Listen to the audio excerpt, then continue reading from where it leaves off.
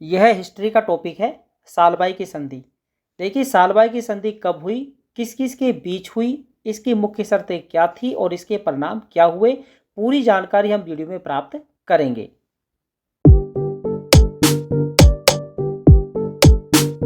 देखिए पेशवा और अंग्रेजों के मध्य सालबाई की संधि ये हुई थी 1782 ईस्वी में। 1782 ईस्वी में संधि हुई थी पेशवा अंग्रेजों के मध्य। और ये संधि किसने करवाई थी? सिंधिया ने करवाई थी। तो सिंधिया ने ये संधि करवाई थी पेशवा और अंग्रेजों के मध्य 1782 ईस्वी में। इसको सालबाई की संधि के नाम से जाना जाता है।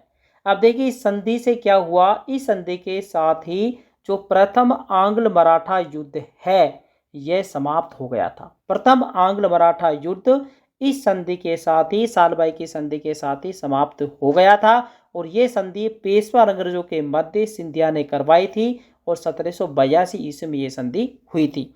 अब देखिए यहाँ आप जानकारी प्राप्त करेंगे कि इस संधि की मुख्य शर्तें क्या थी।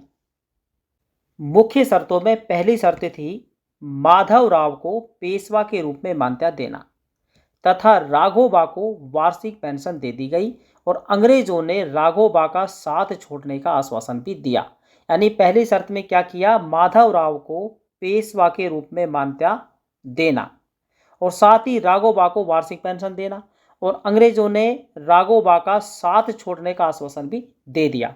दूसरी शर्त यहाँ पर देखते हैं, सालसिट पर अंग्रेज अधिकार स्वीकार कर लिया गया तथा शेष सभी क्षेत्र, इसके अलावा शेष सभी क्षेत्र मराठों को अंग्रेजों द्वारा लौटा दिए गए। यानी सालसिट पर अंग्रेज अधिकार हो गया और बाकी जो क्षेत्र थे वो मराठों को लौटा दिए अंग्रेजों ने। और इसमें यमुना के पश्चिम में जो सिंधिया का क्षेत्र था वो वापिस सिंधिया को दे दिया गया, सिंधिया को वो क्षेत्र लौटा दिया गया। अगली शर्त क्या थी देखिए, फतेह सिंह गायकवाड़ को बड़ौदा का शासक स्वीकार करके उसके सारे प्रदेश लौटा दिए गए।